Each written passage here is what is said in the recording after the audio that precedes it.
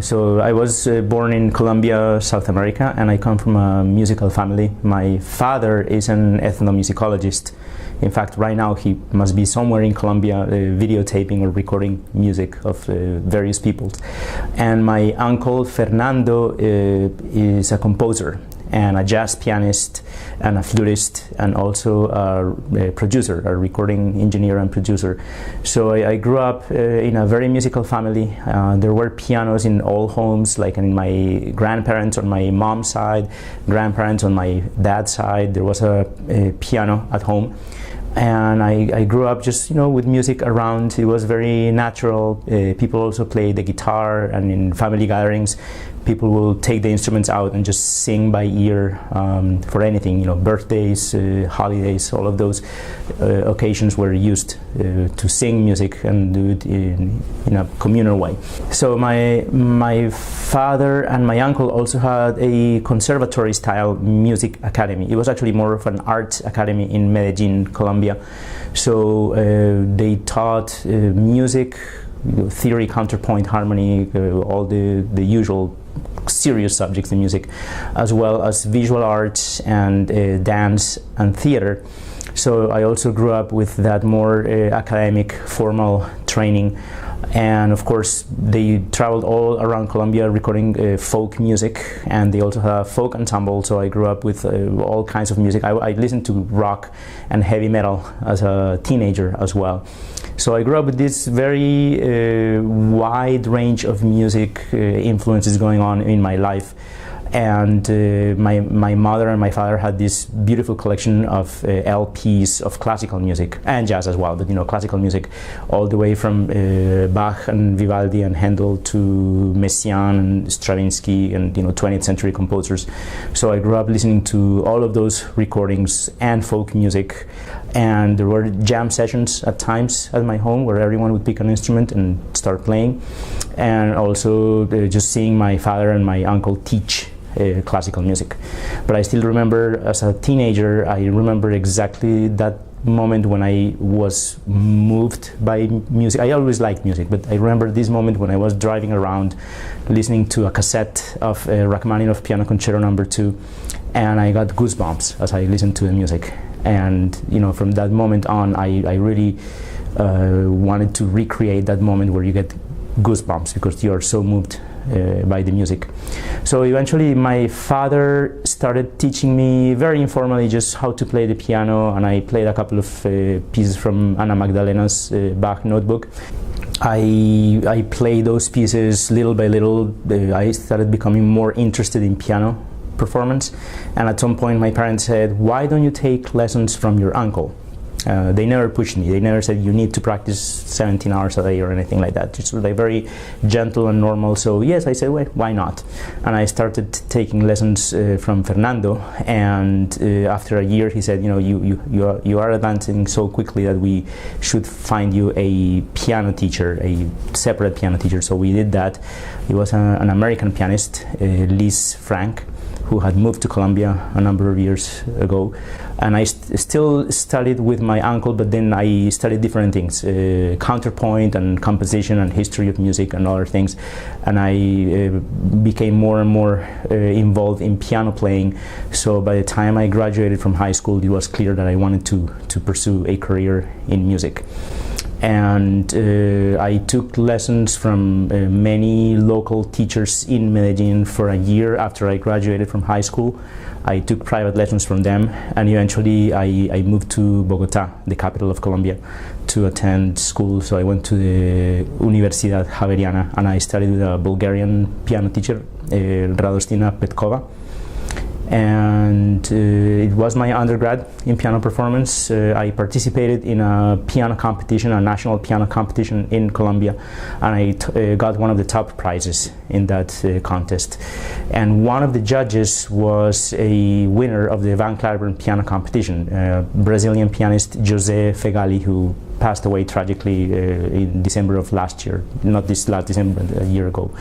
And he invited me to study with him. He was an artist in residence at Texas Christian University in Fort Worth, Texas, That piano competition in Colombia was very interesting because the first week was a piano competition with an international jury, and the second week most members of the jury stayed in Colombia and played recitals and gave master classes. So when I heard his playing, I said, wow, I really want to study with this pianist. And then I had a chance to meet him in person and take private lessons and master classes, and hearing him play some more. So it was very clear for me that he was the person I wanted to study with, which was very interesting because up to that point my plan had been to go to Europe, having a European piano teacher. Of course, my plan was always to go to Europe, and I had already been in Europe several times during the summers for just summer courses and master classes. I had been to Switzerland, and I had been to France as well, studying with some really legendary piano teachers. Lev Naumov, who was teaching at that time in Tours, France. They pretty much brought the entire Tchaikovsky Conservatory during the summer to France to teach private lessons, so you got a chance to work with some of the most incredible teachers. And I had been also to Switzerland, where Rudolf Buchbinder was teaching piano, and I went there a couple of times during the summer. And that's what I wanted to go to Europe. But then when I met Giuseppe Galli, he was such an incredible musician and teacher that I really said, this is what I need to do. So eventually he invited me to come to study with him at TCU, and that's how I ended up here in the States. So I owe to him the fact that I moved from Colombia to the United States. This was in August of 2000, so almost 16 years ago that I moved here. And I was interested in piano performance, so I finished a master's in piano performance. But while I was taking courses for that master's, my academic advisor said, you need to take electives. And just by mere coincidence, he said, why don't you take conducting? And I said, sure, why not? So I took conducting for that one semester, and then I fell in love with the profession. And my teacher at the time saw potential, and eventually he said, you should really pursue conducting. The teacher is Germán Gutiérrez, who is still is the teacher at TCU. And I remember something that he did. I had just started taking conducting, and in Colombia you do not take conducting as an undergrad. Or you didn't back then, at least. So I had never been exposed to learning conducting. I had grown up going to a symphony with my parents every week when I was growing up in Medellin. And when I moved to Bogotá, there are two very good orchestras in Bogotá, so I used to go every week to one or the other, or both, because they played on different nights. So I did grow up going to symphony concerts, but not learning the craft per se. So when I started taking my conducting class, that was the very first time that I had actually taken anything formally in conducting. So about maybe a month into the lessons, he said, well, I need to ask you a favor.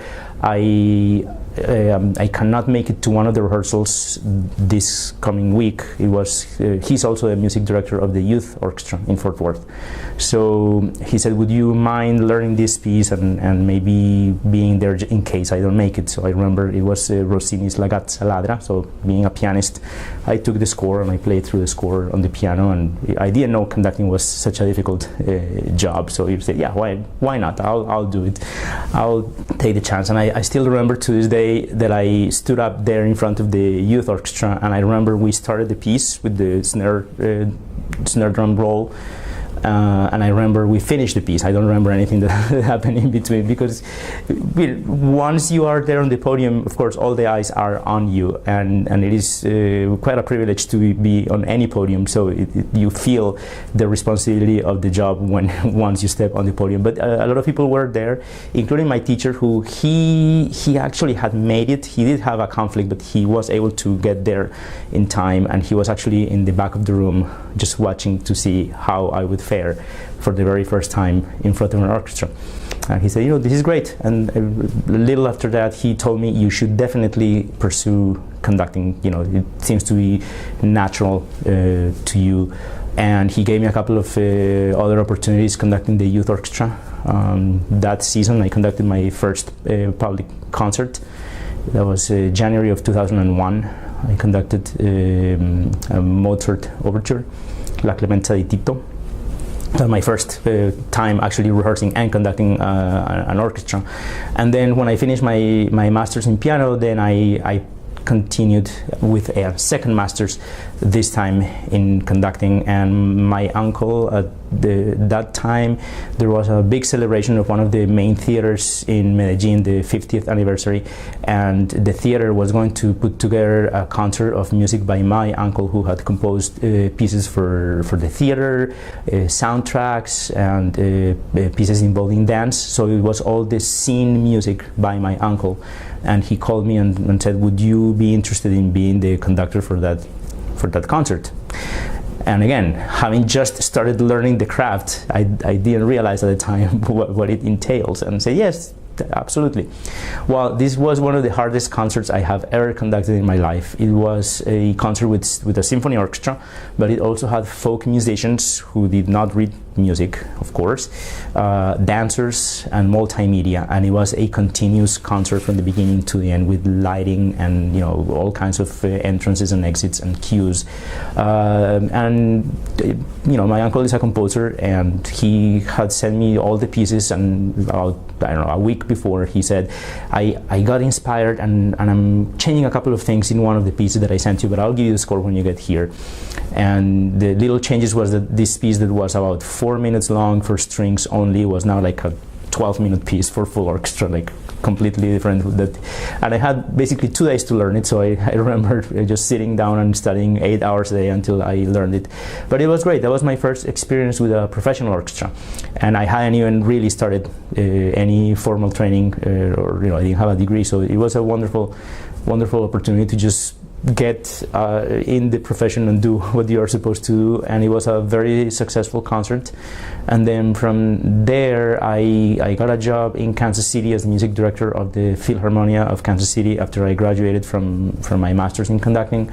And I lived in Kansas City for a number of years. And then there was an opening for an assistant conductor of the Fort Worth Symphony Orchestra.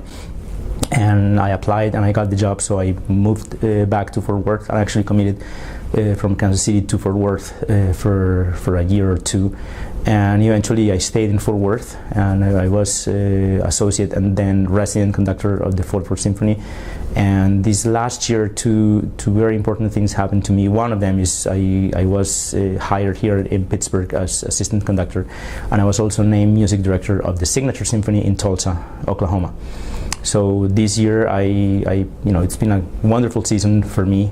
It was actually around a year ago that I heard the Pittsburgh Symphony live for the first time, and they were recording Tchaikovsky's Symphony No. 6, which, as you may know, it was released recently. And I actually grew up with the Pittsburgh Symphony recordings back in Colombia. You could get those recordings, and here in the States as well. So I had heard the orchestra many times on CD. But for the first time that I heard them live was exactly a year ago, and I was blown away by the musicianship. So it became my favorite orchestra, and I'm not saying that because I'm the assistant here. It really is my favorite orchestra. If you have heard them play, they really are they're a wonderful orchestra, but it's just, they go beyond that. They really are very involved, and there's a kind of visceral and very intense music making all the time. I heard them play that weekend at Heinz Hall when they were recording the symphony, and then I heard them the next day on a run out playing different repertoire, and the attitude was exactly the same. They were there to make music and to leave everything on stage, and that is exactly what I do. Every time I conduct, I try to really give everything I have for any particular performance. So I really enjoy listening to them and now working with them. And I am not here every single weekend because there's another assistant conductor, Francesco Leche Chang, my counterpart and friend.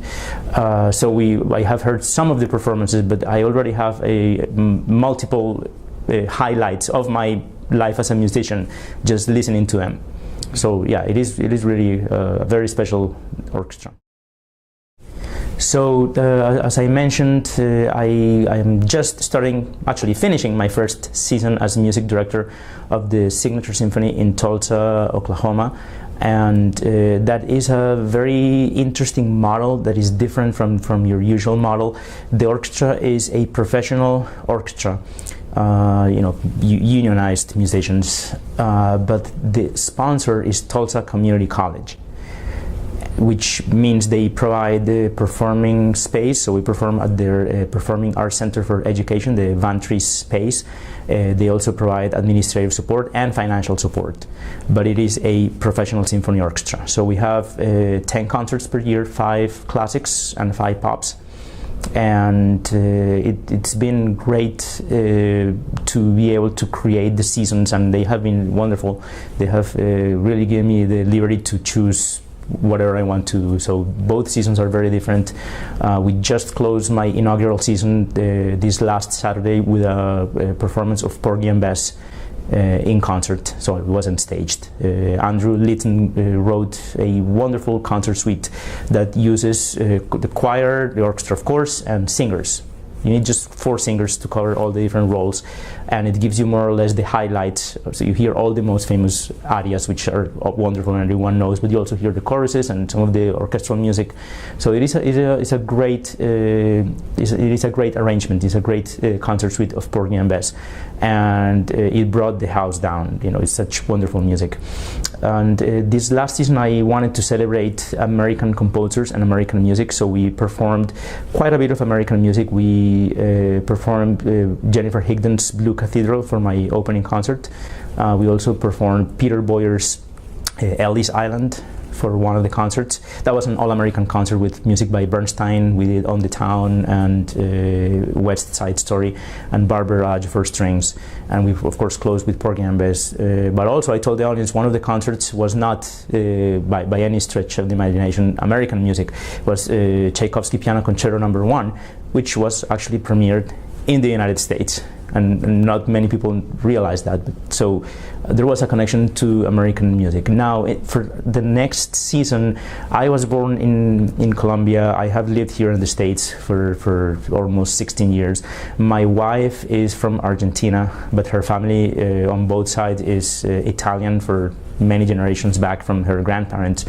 And I have been to Europe many times, and I have traveled throughout the world. So I wanted to bring the world to Tulsa. So the name of the season is World Passport, a Symphonic Excursion. And we're going to be presenting music from almost 20 countries, from 6 continents, on both the pops and the classics. And I really wanted to go outside the regular, with classical music, you're always performing quote-unquote international music because the great masters are from Germany, from France, Italy, and so forth. And there will be some of those as well. But I really want to go outside what we consider standard repertoire and try to find classical music in countries that we do not associate with classical music. So we will be playing music from Australia, from Nigeria, from Colombia, from Peru, and of course from Austria and Germany and Great Britain and all the great composers, and America as well. But the idea was to really bring that international flavor to the city, and we will be doing some tango music as well on the pops side, and Irish music. So as assistant conductor of the Pittsburgh Symphony Orchestra, I have a wide variety of duties. Some of them involve conducting, and I would say most of them, but some of them are just being the cover conductor to all the guest artists that come here. So when we have a guest conductor, or when Manfred Honeck is here in town, you always have an assistant conductor who is there in the hall, listening for balance, taking notes, and also making sure you have somebody in case the conductor gets sick or doesn't make it because of travel complications. So basically when I'm here as a cover conductor, I have learned the repertoire as if I were going to conduct it. And then during the week, I'm in the hall taking notes to make sure, balance and any other issues that there may be. Then during the concerts, I am here an hour before the concert starts giving a pre-concert talk, and those are becoming more and more popular. And I really encourage people to come to those because I love wine and food. And anyone can enjoy a glass of wine, and I did when I was younger, just because it tastes good. But then when you start learning more about the different grapes and how the grapes react to different soils and different altitudes and different parts of the world, and how they combine with the local food, in other words, when you start having more knowledge about everything that goes into that, you still enjoy the wine for what it is, but your enjoyment becomes deeper and deeper and deeper, and you can keep going that direction forever. It never stops. It's the same with music. I think classical music can be enjoyed by anyone, and I know that firsthand because I have conducted many shows for children or outreach concerts when you go to different neighborhoods and people come for the very first time to hear classical music, and a lot of times they have come at the end of a concert with tears in their eyes saying, I had no idea classical music or orchestral music was like this. I really felt moved by what you did. But I think anyone can enjoy classical music. But if you choose to learn more about it and to dig deeper and deeper, you can keep going for as long as you want. And that's one of the things we do as musicians. It doesn't matter how many times you have conducted or performed or heard a piece, you always find new things, new details, nuances, or you learn something about the piece that changes your view of it, or you have changed as a person, so your relationship to the piece changes because of that. And in the pre-concert talks, that's what I try to do. I try to share a little bit of background about the composer and about the piece, and a little bit of what to listen for that makes that piece special. I also try to find connection between that particular piece and other pieces in the program, and I try to use the talks as a tool to teach a little bit of history of music. So if you come to all the talks that I have done, the pre-concert talks, there will be some themes that I have been talking about that sort of go throughout the entire season, but because I know people may be there for the first time, I stop and explain a little bit in case they were not there. So if you came for the whole season to all my pre-concert talks, there would be sort of a thread that would be connecting them. But if you come to just one of them, you will be able to enjoy them as well. So that's something that I really enjoy, just because I love classical music, I love orchestral music, and I love sharing that passion with the audience. Then when I'm done with the pre-concert talk, I usually go to either to a Maestro suite or to a guest conductor suite and make sure that they're okay. I have my tails here in the hall with everything, so I'm ready to go if anything were to happen. I'm ready to go and jump on the podium.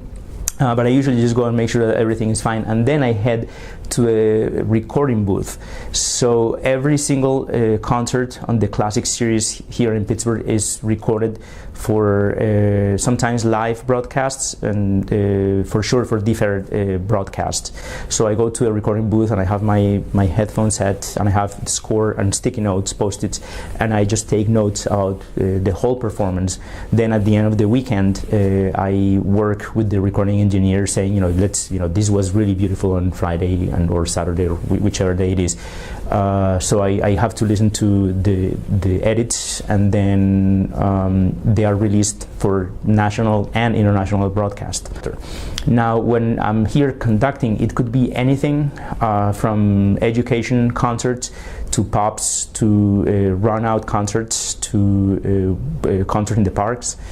We are about to embark in a European tour. I think 14 concerts in 19 days, and that's counting travel days to and from. So I will be the assistant conductor for that tour. So I'll be doing exactly the same thing I do here, except there's no broadcast. There will be some live simulcast, but there's no broadcast that I know of that I have to edit.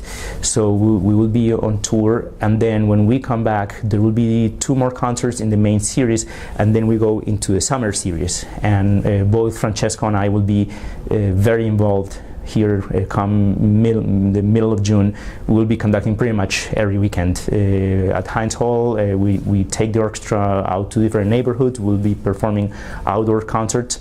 And it's a great series.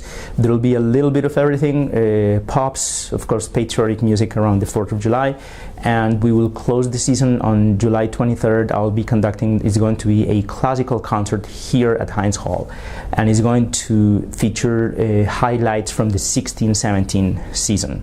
So we'll be performing movements or single movement works from the 16-17 season, and we will have the musicians talk to the audience as well. So it is a great way to close the season, and we are really looking forward to the next season. So it's both closing one season and getting started on the new one. I remember my first week conducting the orchestra. I had been here already several times covering, so just being in the hall and giving notes. But my very first week here conducting the orchestra, which was back in November, I conducted 5 performances of 3 different programs, plus rehearsals, in 4 days. I conducted an all Mozart school time concert for 4th graders, where we played music by Mozart and talked about him and his family and sister, father, and so forth, and rehearsed it. And we did that one 3 times. Then we rehearsed a different program that we took to Grove City College. That was an all-American program with Gershwin, Porgy and Bess. Variations on a shaker theme by Copeland. We performed one piece by John Williams, Lincoln, and we did a side-by-side with Grove City College students of Copeland's Hoedown from Rodeo. Intermission, Dvorak New World Symphony. And then on Friday we had Light Up, which is when all the lights downtown are getting ready for the holidays and the holiday market opens. So it's a free concert, a family-friendly concert of classical music, and we presented the winner of the Young Artist Concerto competition. He played the Saint-Saëns Introduction on Rondo Capriccioso. We played the Dvorak Carnival Overture. We also invited some people from the Pittsburgh Opera, and they did arias from the Fledermaus, and we performed the overture. Of course, we had to do some Nutcracker since we were getting close to the season, and we also performed Radetzky March. So again, very different programs, and everything happened from Tuesday to Friday. And then on Saturday morning I was flying to Tulsa for a fundraiser, so I was up at 4 o'clock in the morning to go to the airport. But it's great. It's a good way to prepare for being a music director, because it's going to be very similar when you are a music director. Conducting is part of it, and of course, from a musical standpoint, that's the most important part of a conductor's job. But with that job, many other things come, like socializing and being an advocate for the organization. But I personally see it as being an advocate for the art form. So that's what I do. And again, it could be being an advocate for symphonic music to 4th graders who I want to share the music of Mozart and why it is so important, or Beethoven, or whichever composer we are introducing them to. So you're being an advocate to the teachers, because if they enjoy the concert, they will come back next year, and as those kids grow up, eventually one hopes some of them will become musicians, but even most importantly, they will become audience members and supporters and board members and staff members. So it's just really sharing that love for music and starting at a very early age, but doing it all the time. So that's what I do. When I meet with people and talk about music, I'm just sharing my love. That's what I'm doing right now, like just sharing my passion for music. And that is what you do when you meet board members, when you meet potential donors or current donors, when you meet foundations and their staff, and when you meet anyone, you are just letting them know how important music is, not just to me, but to society at large, and why we are doing this. We are basically the stewards to this very long tradition that stands back hundreds and hundreds and maybe thousands of years of creating music. The particular genre I chose, which is classical music and more specifically orchestral music, is part of that continuum, and I really want that to go into the 21st and 22nd centuries and beyond. So I see my job as being an advocate on and off the podium for the art form.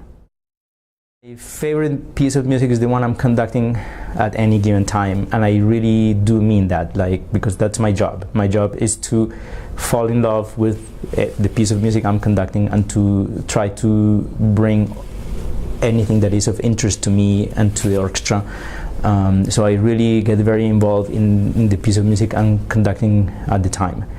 I have to say Tchaikovsky 6 is one of my favorite pieces to conduct because of the emotional impact you have at the end. And it's very interesting because, of course, the piece ends very quietly. It dies away rather than ending, and I think silence at the end of the performance is part of the performance.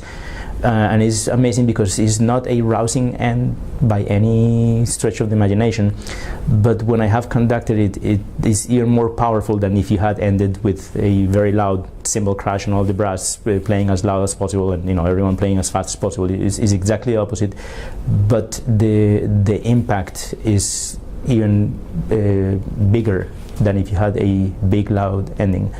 And every time I have conducted it, it never fails to bring multiple curtain calls. I remember there was one concertmaster many years ago that gave me, and not me, just me, it was like a conversation advice, and he said, just remember that everyone in any orchestra of any level, of any size, of any technical abilities, remember that everyone fell in love with music at some point in their lives. Try to connect with that. And if you are able to connect with that love for music, then you will be able to make music with any orchestra. And of course, when you stand in front of the Pittsburgh Symphony Orchestra, you have this amazing group of individuals who are very accomplished technically, individually, and as a group. They have been playing together for a long time. They can play anything you put in front of them. And the most amazing thing is that they really want to make music from the very beginning. So I think as long as you are focusing on the music, it really shows, and it also helps build a relationship with the orchestra, with any orchestra. And this orchestra is very musical. It's very much about performing music to the best ability and at the highest level. So as long as you are on that same wavelength, I forget about it. Of course, you think about it when you're going to the audition process. Of course, that's probably the most terrifying one, because you only have 12 minutes to go through a lot of pieces, and whether they hire you or not depends on what you're doing. So of course you think about it and you're hoping for the best, but the moment you step on the podium and you switch from worrying about the music to making music, then everything disappears. It may come back once you stop and you remember, oh, I'm auditioning, or I'm conducting a concert, but the moment you start making music and you are in the moment, sharing your ideas with the group and receiving ideas from the group, is great. It's a beautiful thing. Any piece of music can be very tricky, but there wasn't anything especially difficult. Sometimes they on purpose they put things like Rite of Spring or Appalachian Spring or Pietrushka, who are known for being very difficult technically for the conductor and to keep the orchestra together. Not in this particular audition, there wasn't. I chose Brahms Symphony No. 4. The last movement was one of the pieces I conducted, and I chose it because there's so much music, and so it's such a wide range of emotions that you can show in a fairly short period of time. So it is very difficult to navigate all the changes and nuances, but it's not necessarily difficult technically for the conductor. But musically, of course, interpreting Brahms or Beethoven or Mozart, those are probably the hardest things you can ever do. Even though they may not look or sound tricky or difficult, those are some of the most difficult things you can ever conduct. My wife is a clarinet player and a wonderful clarinetist at that.